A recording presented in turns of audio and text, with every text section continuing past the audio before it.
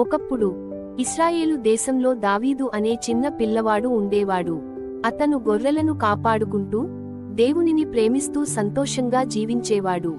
ఒకరోజు ఫిలిష్తీయులు అనే బలమైన సైనికులు ఇశ్రాయేలీయులతో యుద్ధం చేయడానికి వచ్చారు. వారిలో గొల్యాతు అనే ఒక భయంకరమైన యోధుడు ఉండేవాడు. అతను చాలా పొడవుగా, బలంగా ఉండేవాడు. అతనిని చూసి అందరూ భయపడిపోయారు. దావీదు కూడా యుద్ధభూమికి వెళ్ళాడు. గొల్యాతును చూసి అందరూ భయపడుతుంటే దావీదుకు కోపం వచ్చింది.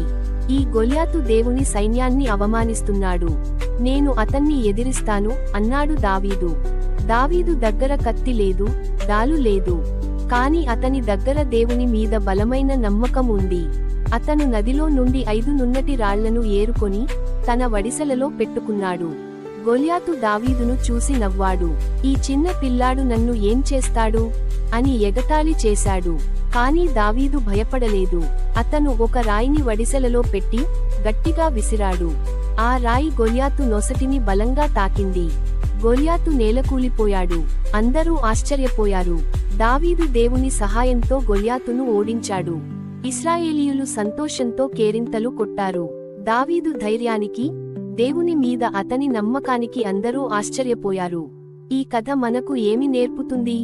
మనకు ఎంత కష్టం వచ్చినా దేవుని మీద నమ్మకం ఉంచితే మనం దేనినైనా సాధించగలమని ఈ కథ చెబుతుంది. ధైర్యంగా ఉంటే మనం ఎంతటి బలవంతులనైనా ఎదిరించగలమని ఈ కథ చెబుతుంది.